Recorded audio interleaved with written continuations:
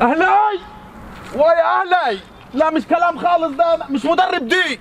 انا حد يفهمني، ده مش مدرب، ده كولدير ميه مش كولر. دي كولدير ميه احسن منه ياك، عشان خد لنا الكاس من الزمالك يبقى خلاص هنضيع الدوري. ده عمرها ما حصلت الاهلي يروح منه 3 مرات الدوري في التاريخ يا ناس.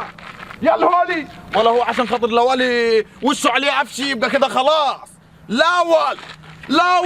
عفشه نزل في ماتش فيوتشر مضيع 3 نقط يا ناس. 3 نقط والله يا خطيب. احنا الخطيب يعمل تصفيات اخر السنه، يجيب غربال ويحلل. اقل من علي معلول مش عايزين. خلصت يا ناس. ومين برونو ديت اللي جايبينه لك؟ تضيع سمعه البرازيل ده يا ناس. برازيلي مين ده؟ صفقه جاب لي هدف في الزمالك كده خلاص فرحت ثاني. احط له تمثال قدام البيت بتاعي. لا ما يلعبوا كاس عالم على كده ناس. ده احنا لو رحنا كاس عالم هيصفوني مش هيخلوا يا ابوي. ده احنا هنطلع الدوري ما حدش يقدر ينزلنا يا ابوي. والله كنا نطلع الدوري ما حد يقدر ينزل 3 مرات. لا ده حرام.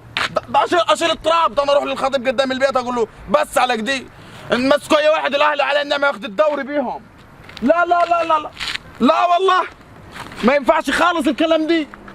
يا الهولة بتاعتك يا اهلي. اتخلي اللي يسوى من السواش يشمت فينا يا اهلي. يا الهولة يا ربي. سيراميكا اوه سيراميكا اوه ركب سيراميك كيلوباترا بدل ما تعدي عليك فترة ويفوتك العرض. كيلوباترا سيراميكا اوه سيراميكا اوه وركب سيراميك. يا ابوك انت قاعد الف عليك البلد كلها هني. خير يا سديك. ده في عروضات خرب الدنيا هنوكها ما تقوم. عروض وكال. ده انا شايل الطين من الصبح وعاوز اكل يا سديك. اقول لك انت مركب الحمام بتاعك ايه؟ مركبه بلاط. يا راجل بلاطيه يا راجل. لما سيراميكا عامله عرض النقطة ب 10 متر سيراميك.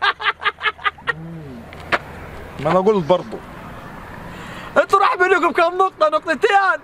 يبقى انت حمامك 20 متر. انا عارف وقيسه قبل كده صح؟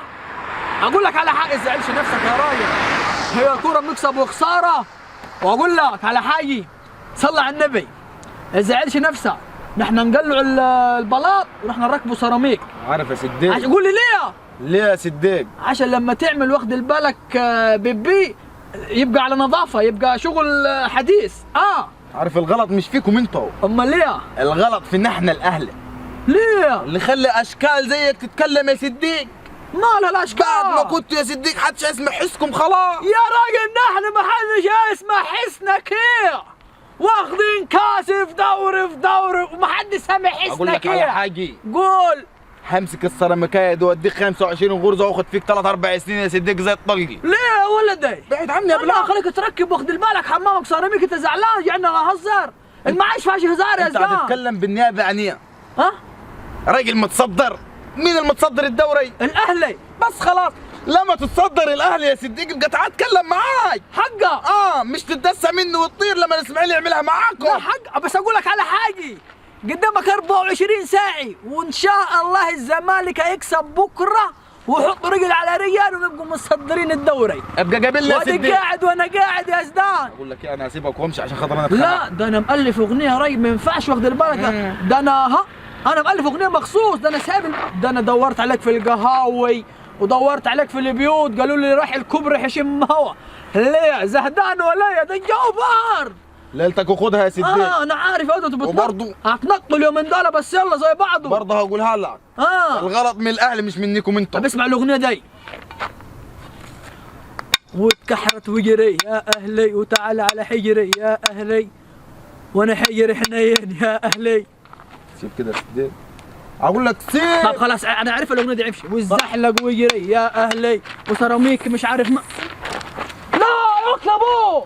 اخش فيك السجن. لا يا اخي بعد عني يا اخي. ما انا اخش فيك السجن. ليه كده؟ بعد عني. ماشي يا اهلي ماشي. ماله لك لابوه صدم ولا ده لسه الدوري طويل يا باي. يا ابوي على سيراميك كليوباترا اللي اتكسر يا ناس. ماشي يا زدان، حمامك هيقعد طول عمره على البلاط، السيراميك مش هيخش بيتك يا زدان. يا قلبي